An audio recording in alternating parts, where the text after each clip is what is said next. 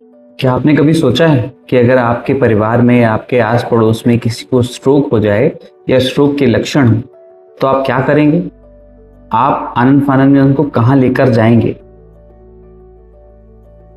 नमस्कार, मैं doctor Devansh Mishra, neuro intervention radiologist हूँ। आज हम बात करेंगे कि एक स्ट्रोक रेडी हॉस्पिटल क्या है और क्या क्या उसके फायदे हैं। स्ट्रोक रेडी हॉस्पिटल का अर्थात ये है, किसी भी पेशेंट को स्ट्रोक होता है तो वहां पर जब वे पहुंचे तो वो सारी मोडालिटीज, वो सारी डॉक्टर्स, वो सारी स्पेशलिटीज और वो सारे ट्रीटमेंट जो कि एक स्ट्रोक के पेशेंट को डायग्नोज करने में, ठीक करने में या आगे के मैनेजमेंट में जरूरी हो, वो मौजूद हो एक ही जगह पर। स्ट्रोक रेडी हॉस्पिटल में जब पेशेंट स्ट्रोक के साथ आता है, जब उन्हें लगता है कि पेशेंट को स्ट्रोक है, तो उसको कहीं और सीटी के लिए नहीं जाना पड़ता। वहीं के वहीं पेशेंट को तुरंत सीटी स्कैन या एमआरआई में शिफ्ट कर दिया जाता है और सीटी स्कैन और एमआरआई करा लिया जाता है। इससे समय की बहुत बचत होती है। न्यूरोलॉजिस्ट, न्यूरो रेडियोलॉजिस्ट वहीं पर मौजूद होते हैं और वो वहाँ पर पेशेंट के स्कैन को देखकर डायग्नोसिस बनाते हैं।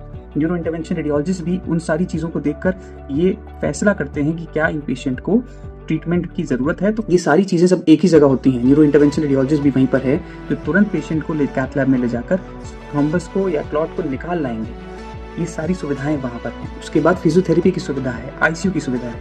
ये सारी सुविधा एक ही छत के नीचे होने से पेशेंट का टाइम बहुत बचता है और ब्रेन को बहुत कम डैमेज होता है।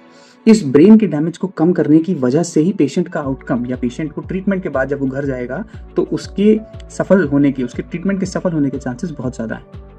इसीलिए बहुत ज़रूरी है कि जब भी किसी आसपास के पेशेंट को स्ट्रोक की आशंका हो तो उसको अगल बगल के किसी नियर बाय नर्सिंग होम या किसी भी डॉक्टर या किसी की ओपीडी में ले जाने से बेहतर है कि अगर आपके घर के आसपास कोई ऐसा स्ट्रोक रेडी हॉस्पिटल है तो तुरंत वहीं पर लेकर जाएं। उससे भी ज़रूरी है, आपको आज ही ये पता करना चाहिए कि आपके घर के पास सबसे निकट स्ट्रोक रेडी हॉस्पिटल कौन सा है। Thank you.